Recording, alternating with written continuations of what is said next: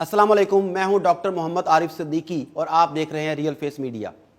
ناظرین، آج میں نبوت کے جھوٹے دعوے داروں کے تعارف کے سلسلے کی دوسری ویڈیو آپ کے سامنے رکھنے لگا ہوں۔ اس میں آپ کو تاریخ اسلام میں نبوت کے جھوٹے دعوے داروں میں سے دوسرے بدنام شخص مسیلمہ کذاب کا تعارف کروایا جائے گا۔ مسیلمہ کذاب کا حقیقی نام مسیلمہ بن حبیب تھا اور یمامہ کے قبیلے بنو حنیفہ سے اس کا تعلق تھا۔ اس کی کنیت ابو ثمامہ تھی۔ یہ عرب میں نبی آخر الزماں سیدنا محمد کریم صلی اللہ علیہ وآلہ وسلم کی زندگی میں ہی نبوت کے مدعی کے طور پر سامنے آیا۔ تاریخ طبری کے مطابق ہجرت کے 11ویں سال پیغمبر اکرم کو ایک خط لکھا جس میں اس نے نبوت کا دعویٰ کرتے ہوئے پیغمبر اکرم صلی اللہ علیہ وآلہ وسلم کے ساتھ کار رسالت میں خود کو شریک قرار دیا، جس پر رسول خدا نے اسے مسیلمہ کذاب کا نام دیا۔ پیغمبر اکرم صلی اللہ علیہ وآلہ وسلم نے سیدنا حبیب بن زید بن عاصم کو اس کی طرف بھیجا، لیکن جب سیدنا حبیب اس کے پاس پہنچے تو مسیلمہ نے ان سے اپنی نبوت کی تائید چاہی، لیکن انہوں نے مسیلمہ کی نبوت کے جھوٹے دعوے کی تائید نہیں کی، جس پر مسیلمہ نے انہیں شہید کروا دیا۔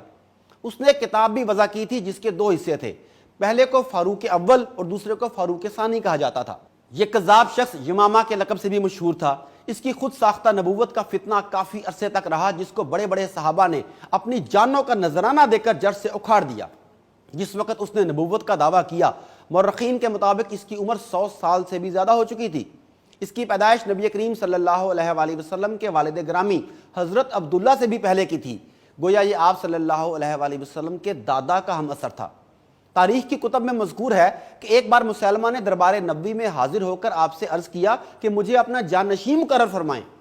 اس وقت آپ صلی اللہ علیہ وآلہ وسلم کے سامنے کھجور کی ٹہنی پڑی تھی۔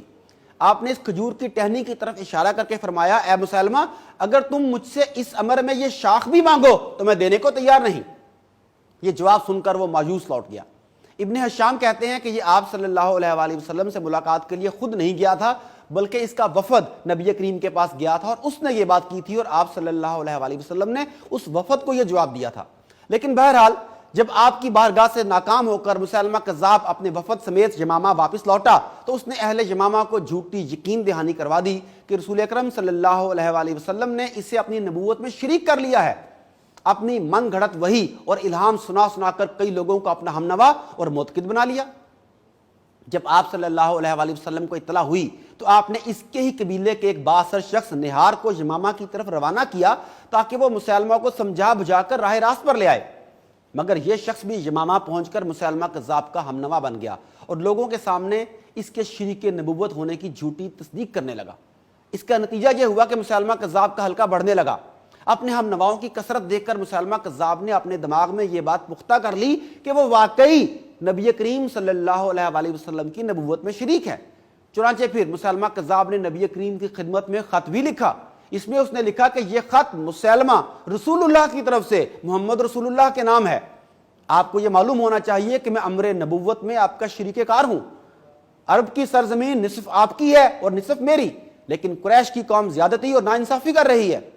یہ خط دو قاصدوں کے ہاتھ جب نبی کریم خاتم المرسلین سیدنا رسول کریم صلی اللہ علیہ وآلہ وسلم کی خدمت اقدس میں پہنچایا گیا تو آپ نے ان قاصدوں سے پوچھا، تمہارا مسیلمہ کے بارے میں کیا عقیدہ ہے؟ انہوں نے کہا کہ ہم بھی وہی کہتے ہیں جو ہمارا سچا نبی کہتا ہے۔ اس پر حضرت صلی اللہ علیہ وآلہ وسلم نے فرمایا کہ اگر قاصد کا قتل جائز ہوتا تو میں تم دونوں کو قتل کروا دیتا۔ ناظرین، خاتم المرسلین سید الانبیاء صلی اللہ علیہ وآلہ وسلم نے جواب میں مسیلمہ کو لکھا، بسم اللہ الرحمن الرحیم، میں محمد رسول اللہ مسیلمہ کذاب کو لکھ رہا ہوں۔ سلام اس شخص پر جو ہدایت کی پیروی کرے۔ اس کے بعد یہ جان لینا چاہیے کہ زمین اللہ کی ہے، اپنے بندوں میں سے وہ جس کو چاہتا ہے اس کا مالک بنا دیتا ہے اور عاقبت کی کامیابی متقیوں کے لیے ہے۔ نبی کریم صلی اللہ علیہ وآلہ وسلم کی حیات مبارکہ میں یہ مسئلہ کسی نہ کسی طرح چلتا رہا، مگر آپ صلی اللہ علیہ وآلہ وسلم کی وفات کے بعد مسیلمہ کذاب نے لوگوں کو اپنی جھوٹی نبوت کی طرف راغب کرنے کے لیے ایک ایسے عامیانہ اور رندانہ مسلک کی بنیاد ڈالی جو عین انسان کے نفس امارہ کی خواہشات کے مطابق تھا۔ چنانچہ اس نے شراب حلال کر دی، زنا کو مباح کر دیا، نکاح بغیر گواہوں کے جائز کر دیا، ختنہ کرنا حرام قرار پایا، ماہ رمضان کے روزے اڑا دیے، فجر اور عشاء کی نماز معاف کر دی، قبلہ کی طرف منہ کرنا غیر ضروری قرار دیا، سنتیں ختم کر دیں اور صرف فرض نماز رہنے دی۔ اس کے علاوہ اور بہت سی خرافات اس نے اپنی خود ساختہ شریعت میں جاری کر دیں۔ یہ سب باتیں عام انسانی نفس کے عین مطابق تھیں، اس لیے کم عقل لوگ اس پر ایمان لانے لگے۔ اس کا اثر یہ ہوا کہ ہر طرف برائی اور عیش کوشی کے شرارے بلند ہونے لگے اور اس کا پورا علاقہ گناہ کا گہوارہ بن گیا۔ اس نے کچھ معجزات دکھانے کی بھی کوشش کی لیکن کامیاب نہ ہو سکا، بلکہ ذلیل و رسوا ہوا۔ مسیلمہ کذاب لوگوں کو گمراہ کرنے کے لیے شعبدہ بازی بھی کرتا، جس کو وہ اپنا معجزہ کہتا، اور وہ یہ تھا کہ اس نے ایک مرغی کے بالکل تازہ انڈے کو سرکے میں ڈال کر نرم کیا اور پھر اس کو ایک چھوٹے منہ والی بوتل میں ڈالا۔ انڈا ہوا لگنے سے پھر سخت ہو گیا۔ مسلمہ لوگوں کے سامنے وہ بوتل رکھتا اور کہتا کہ کوئی عام آدمی انڈے کو بوتل میں کس طرح ڈال سکتا ہے۔ لوگ اس کو حیرت سے دیکھتے اور اس کے کمال کا اعتراف کرنے لگتے۔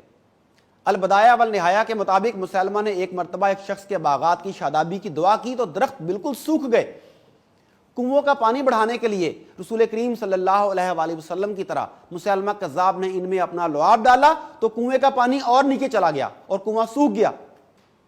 بچوں کے سر پر برکت کے لیے ہاتھ پھیرا تو بچے گنجے ہو گئے۔ ایک آشوب چشم کے مریض پر اپنا لعاب دہن لگایا تو وہ اندھا ہو گیا۔ بکری کے تھن پر ہاتھ پھیرا تو اس کا سارا دودھ خشک ہو گیا اور تھن سکڑ گئے، لیکن اس کے باوجود خواہشات نفس کے پجاری اس کے گرد جمع ہوتے رہے۔ مسلمہ کذاب کی پذیرائی کو دیکھتے ہوئے کئی دوسرے لوگوں کو بھی نبوت کے جھوٹے دعوے کی جرأت ہونے لگی۔ طلحہ اسدی بھی انہی میں سے ایک تھا۔ سیدنا ابو بکر صدیق رضی اللہ تعالیٰ عنہ نے ایمان کی فراست سے خلافت کے شروع ہی میں ان تمام ہنگاموں کی قوت کا پورا اندازہ لگا لیا تھا۔ منصب خلافت سنبھالتے ہی سیدنا ابو بکر صدیق رضی اللہ تعالیٰ عنہ نے خالد بن ولید رضی اللہ تعالیٰ عنہ کا تقرر طلحہ مدعی نبوت کے مقابلے میں کیا اور ساتھ ہی طلحہ اسدی کے قبیلے سے سیدنا عدی بن حاتم کو بھی روانہ کیا تاکہ ان کو سمجھا کر تباہی سے بچا لیا جائے۔ انہوں نے اپنے قبیلے کو بہت سمجھایا، جس کے نتیجے میں قبیلہ طے اور قبیلہ جدیلہ نے خلیفہ اسلام کی اطاعت قبول کر لی۔ طلحہ سیدنا خالد بن ولید کے مقابلے میں شکست کے بعد شام کی طرف بھاگ گیا، جہاں کچھ عرصے کے بعد دوبارہ ہلکا بگوش اسلام ہو گیا۔